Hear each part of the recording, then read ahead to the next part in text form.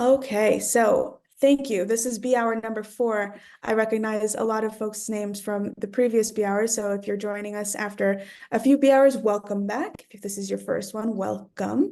We have these B.Hours to talk about a variety of subjects related to behavioral science, specifically related to RARE's behavior-centered design.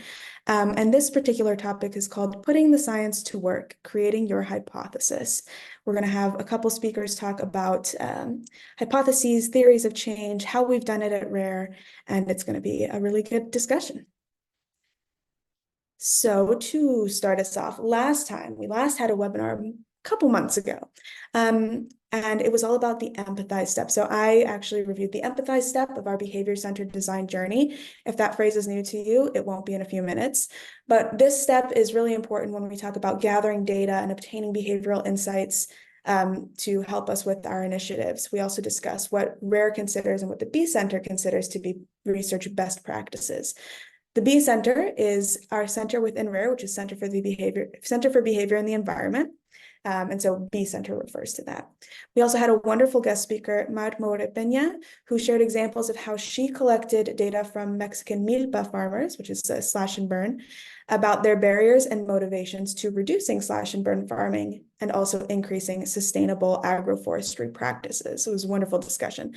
And then because we were a smaller group at that time, we had a really nice talk and question and answer session about Mar's research and the B Center's behavior-centered design journey more broadly. This time we have two wonderful speakers from the B Center, my very wonderful colleagues, as well as another colleague. Let me introduce all three. First, we have Fiona Rogerson, who's joining us today from Ithaca, New York in the US. Fiona is the manager of trainings in Latin America. Next, we'll have Rahim joining us from Arlington, Virginia, and Rahim is the senior research associate, both within the B Center. And then helping with technical support and in our breakout rooms is Katie Williamson, who is also in the B Center. And just briefly, before we dive into the actual presentations, just going over some objectives. What are the goals? What will you take away from these presentations today? First, to understand what hypotheses and theories of change are, why they're important, and also how to create them. So from theory to practice. We'll see an example of how RARE has used hypotheses in our own work. And then we'll go out into breakout rooms and we'll cover these instructions again towards the end. But if you're interested in learning more about the application of hypotheses, you'll join Rahim's room. If you're interested in practicing building a hypothesis, you'll join Fiona's room. Again, this will all make sense when we get to it, but for now, those are the sort of objectives and the instructions for how we'll go ahead and go forward. So with that, I will turn it over to my colleague Fiona, who will talk about theories of change and hypotheses. Fiona, are you ready?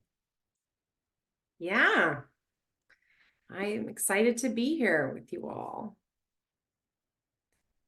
Just kidding. Before Fiona starts, I want to call out two quick things. Fiona, so sorry. First, Beehive.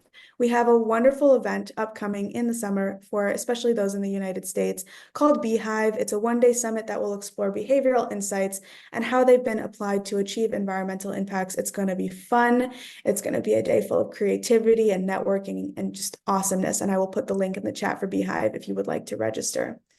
Also, the majority of you here are already members of behavior.rare.org, but if you are not, please make sure that you sign up for behavior.rare.org. Again, I'll put that in the chat. Behavior.rare.org is where you can sign up for future webinars, but also has a variety of really incredible resources that include resources that we're going to use today.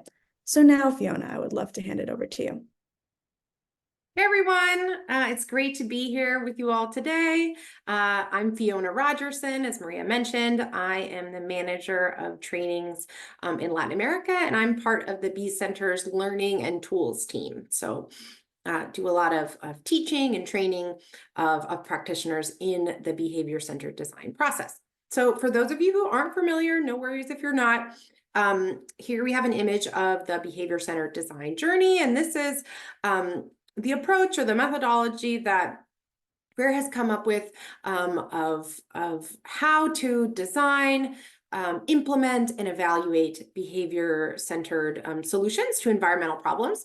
And as Maria mentioned a couple of months ago in our last BE.Hour, Maria and Mar dove into the second step of the behavior-centered design journey, which is called empathize. And this step really set us up for today in that it provided tools to understand our target audience's behavioral motivations, their barriers, the context, helped us understand what was really driving behavior. And what might motivate behavior in the future. And so, next slide, please, Maria. Today, having gotten that information, having gathered that information about from our target audience about their barriers and motivations, we are moving on to the third step in the behavior-centered design journey, which is map. And in this step, we're digging deeper into the data to recognize and identify behavioral insights that we see in that qualitative and quantitative data, and use that to develop a hypothesis for behavior change. Next slide. So why do we write a hypothesis? As designers, as human beings, we tend to have we tend to kind of want to jump when we identify a problem. We want to jump right to the solution. So we say, okay, I know what the problem is. I'm ready to solve it. I'm ready to come up with solutions, brainstorm ideas. In the behavior-centered design process, we are really intentional about making a slow down in the design process and really go from the data point, what you learned in your research, to creating a hypothesis from that data point that's relevant to creating behavior change before we get to the exciting part of developing solutions, of brainstorming ideas through program activities. What are we actually going to do in our program to address behavior change? Next slide, please. And so this hypothesis, it serves as this bridge that links our data that we've gathered in our empathize step to our solution. So we're really being intentional and really having a logic to what we're doing. And we tend to, there's multiple ways that you can make a hypothesis, but we tend to do it in the if-then format. If any of you have ever taken a science class, they're pretty common in the biological and sciences, but we write if-then statements, if X, then Y statements about what we want to change, what we're betting on is based on our data is going to change in people's minds and the context around which behaviors happen. That we think is going to lead to a change in behavior. And it's really important that we can use this to not only bridge the data to the solution, but also use it to measure later. And I'll explain that in a little bit. So next slide, please. Another way of looking at this hypothesis is theory of change for our behavior change solution. So here we have sort of a typical theory of change. Many of you may be familiar with this idea that we have program activities, and we think about how those are going to link to a change in behavior and how that behavior is then going to cause some sort of social or environmental outcome that we're trying to address through a behavioral solution and through behavior change. Next slide, please. One more. Oh, back one. Okay, so at RARE, we like to think about the kind of step in between the program activities and that change in behavior, because something really important is happening that our program activities, they're not, creating behavior change in a vacuum. We really want to understand why and how those program activities are changing behavior, and we want to design accordingly to how we think those program activities are going to change behavior. So that's sort of where we insert this extra step in our theory of change. Next slide.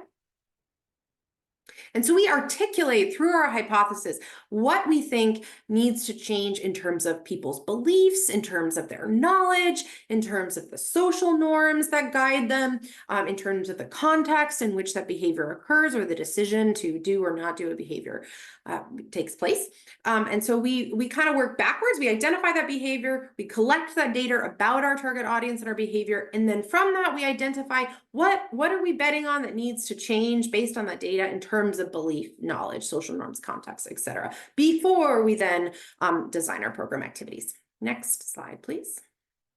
So I'm going to give you an example of what this looks like. So taking that data point into a hypothesis. So imagine that we've collected data from households shopping for groceries or shopping at a supermarket. And our behavior change challenge is we're trying to increase use of reusable bags when shopping. So say we've collected some data and that people are reporting, we've done some surveys, some interviews with households around their shopping behaviors and using reusable bags or not. And people are saying that they only take out their reusable bags at checkout. And therefore people are saying that they don't really see during the shopping process, they're not really seeing other shoppers with their reusable bags. So if we take that a step further and think of what's the behavioral insight behind that, it could be that using reusable bags isn't a very observable behavior. And we know from behavioral science that people take a lot of cues in their behavior from what they observe others doing. And so if we're going to take that behavioral insight and turn that into a hypothesis, it could look like if we increase the visibility of reusable bag use, then households will increase their use of reusable bags. Another example could be if households believe that most people shop with reusable bags, then they will increase their use of reusable bags. And so as you can see, we're kind of trying to address what that driver of behavior might be that we've identified in the data. And in the first one, we're kind of addressing a barrier to behavior change, being that observability. And the second is an example of thinking about that social belief that other people are doing a behavior, and therefore, we should adopt that behavior. Next slide, please. So it's a strong hypothesis. It shows a strong hypothesis shows a clear pathway from that behavioral insight that we've identified in the data to what we think is going to change behavior. It's based in that data that you've collected in the empathize step. It's not based on assumptions about what we think are going to happen, but really based on what we've seen in the data about research we've done around our target audience and our target behavior. It also is really important because it allows us to measure change in those behavioral insights or drivers of behavior that we've identified over time. So not only in our theory of change are we going to measure change in behavior when we go to kind of assess, evaluate our behavior change solutions, but we're also going to keep track of what's changing in those drivers that we've identified before. So what's changing in people's beliefs? What's changing in their knowledge? What's changing in their perception of social norms? So important that we can measure that over time. And really importantly, it doesn't include a solution in that it doesn't include program activities, because we want to, like I said, it's that kind of bridge, that step between, and we want to make sure that we have a hypothesis that leaves lots of room for us to come up with a lot of different kinds of solutions, a lot of different program activities, and helps us be able to iterate and adapt if an idea we had didn't work. We can come back to our hypothesis and think, okay, what's another activity that might address this change of behavior? And so I'm just going to wrap up before I pass it over to Raheem. Next slide, please. With some more examples from different fields. And again, these are just examples of potential hypotheses that you could come up with if this is kind of what your data showed. But for instance, if households feel there are clear instructions for recycling, then households would recycle more. If students saw more plant-based options on menus, then students will order more plant-based dishes. If fishers believe that other fishers respect the fishing rules, then fishers will use the right gear. This is alluding to some of our hypotheses that we use in our Fish Forever theory of change. And if you were here for the theory of cooperative behavior webinar we did a couple months back, that's referencing that. If leaders feel hope in taking action on climate change, then leaders will buy carbon offsets if that was your target behavior. If tourists believe that elephant poaching is wrong, then tourists will purchase fewer illegal wildlife products. So that, again, that idea that we look at what's in the data, we make a hypothesis about what is going to drive behavior change before we come up with those activities. And again, thinking along those psychological, social, context drivers of behavior. So now I'm gonna thank you very much for listening to kind of that overview of why we draft hypotheses and what they kind of look like. I'm now going to pass it over to my colleague Rahim, who's going to talk a little bit about how in RARE's work with climate culture and some of the climate behaviors that we try and promote, we use hypotheses. So take it away, Rahim. Thank you, Fiona. Hi, everyone. Good to see you all. Thank you for joining us. I think Fiona gave a really great overview of what is a hypothesis and how do we create one. What I would like to do next is kind of situate the rest of this BE.Hour in climate culture program.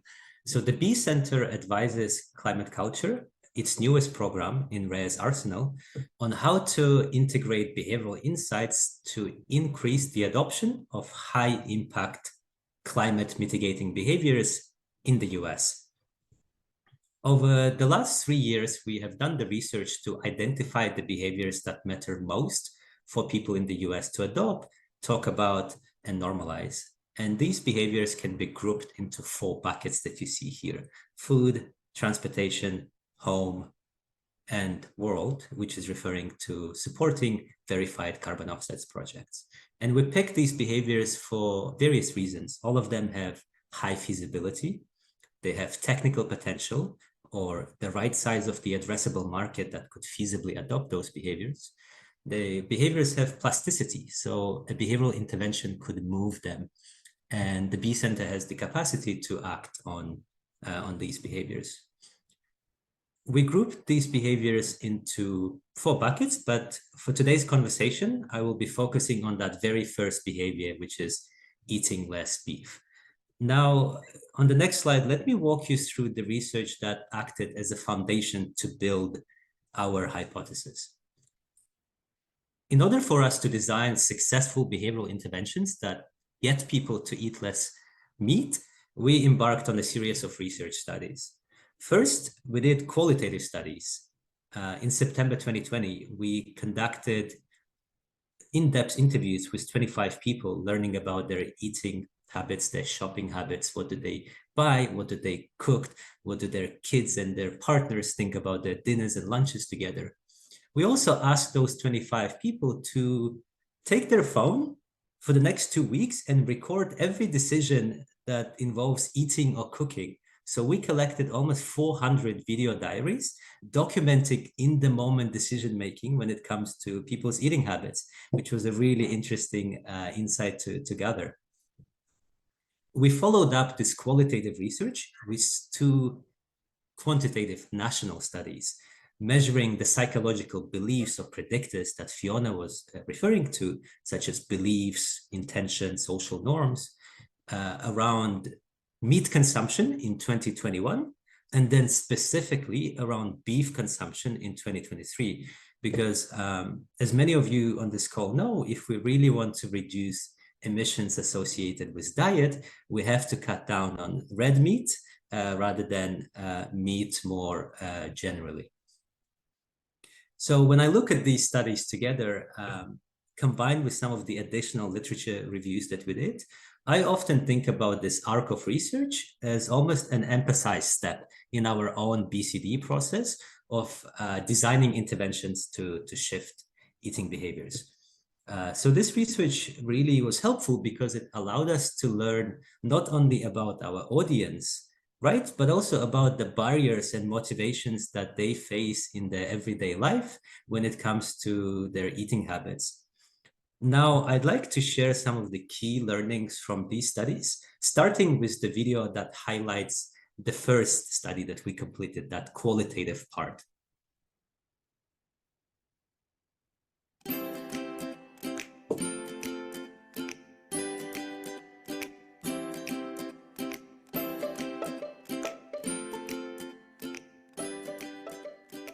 I got my HelloFresh delivery this week, and I was really excited to try out one of the recipes. I just wanted something healthy, fast, convenient, inexpensive. Earlier this morning, I know I talked about how I was gonna go to the cafeteria at the hospital to order my omelet. That shit did not work out like it was supposed to. And I'm looking to see what's on sale. Most of my purchases are guided strongly by whatever's on BOGO sale. Whole Foods is called Whole Paycheck, really. It's kind of spendy here. It used to be like, what meat am I going to use first, and then what vegetable, and then what side, and whatever else. And I want them to know that, like, no, you don't have to do it in that order. That and it's okay to not crave meat. It's okay not to want it. It makes me sad. I love meat. I really like meat.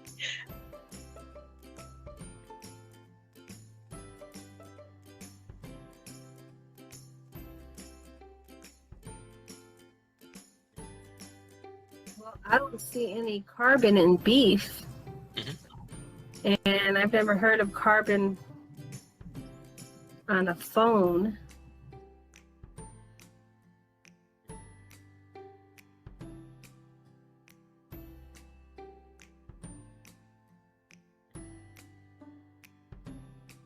Wow.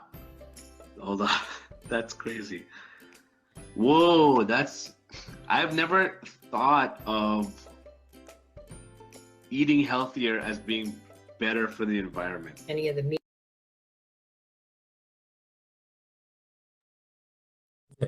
Thanks for that, Maria.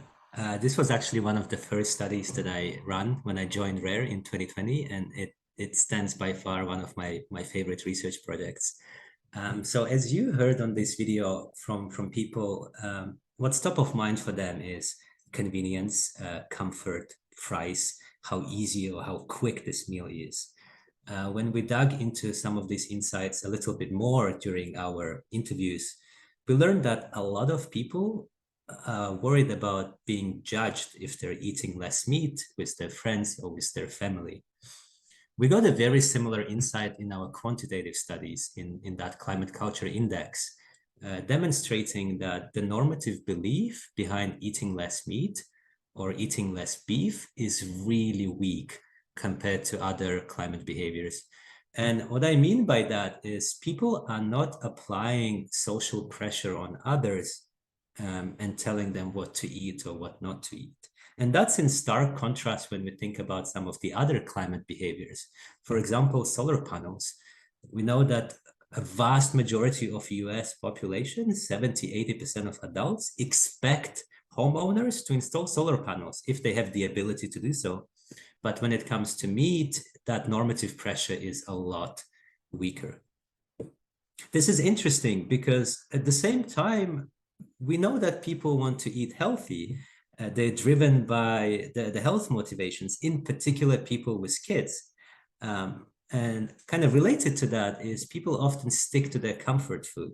Comfort might mean different things for different people, but for what is common across them is a food that's familiar. It makes them feel good. They know how to cook it. So given that eating and cooking decisions are repeated behaviors, it's often easy for people to fall into a mold and then just kind of stick with the things that they know how to cook. And that can be a little bit difficult to break out. And finally, most people don't really see a connection between climate change, carbon emissions, and the diet. This is really important from the messaging perspective, because if we want to develop messages that successfully shift people's eating habits, we shouldn't load them with climate messages front and center, because for most people, they aren't going to be the most appealing frames when it comes to getting them on board. Now, I have just a couple more slides walking through how we might apply some of these insights, designing our hypothesis. For each of these hypotheses, I'll also give you an example of what testing the hypothesis might look like, specifically within a climate culture program. So let's look at the first one. If we increase a person's belief that other people are eating less meat, then they will eat less meat. So this hypothesis is really tightly related to that very first behavioral insight around social norms. And also kind of demonstrated across the social psychology literature that shows the power of social norms. People are really paying attention to what others are doing and what others believe they should do. If we wanted to test this behavior, and in fact, this is what Rare is currently doing, is we're placing climate behaviors onto the screens in TV series, in shows that people watch, and then test the effect of that behavior placement on shifting or not shifting people's beliefs and perceptions. For example, we might integrate a scene in your favorite show where a character is eating a plant-based meal instead of a meat. And then we measure changes in the audience perception and see if that affected their beliefs or not. Here's what a second hypothesis might look like. If we create collective opportunities for people to try a meatless meal together, then we expect an increased adoption of our target behavior. This is an interesting hypothesis because it kind of plays into a couple of different insights. First, it's all about efficacy. In order for us to shift people's dieting or eating habits, they need to have the confidence that they can do that, right? And going out and dining with someone else or being in the community and having a collective opportunity to try something really builds that efficacy. And at the same time, this is beneficial for observability. When you see your friends or people that you care about eat plant-rich, then you might be more willing to do that as well.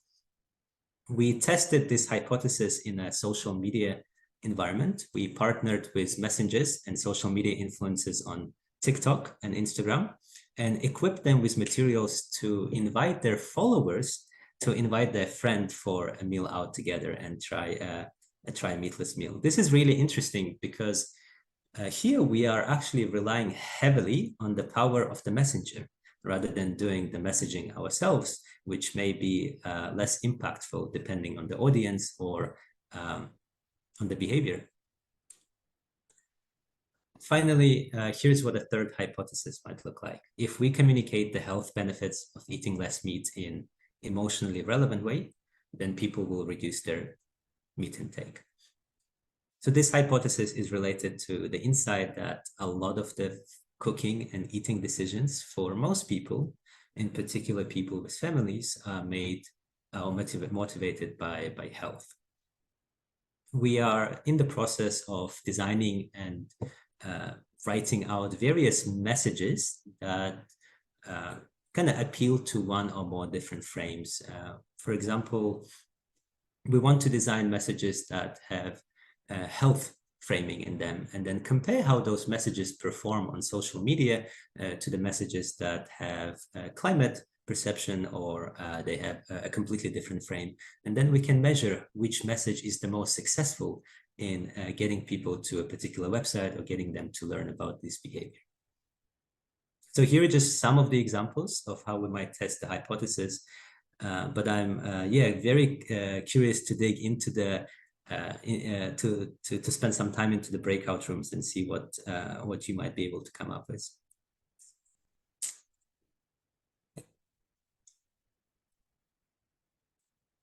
Thank you so much, Raheem. Thank you so much, Fiona. You both are wonderful. This was fantastic. I always love attending these webinars, even though I work for the Bee Center. I feel like I still am learning something every time I attend.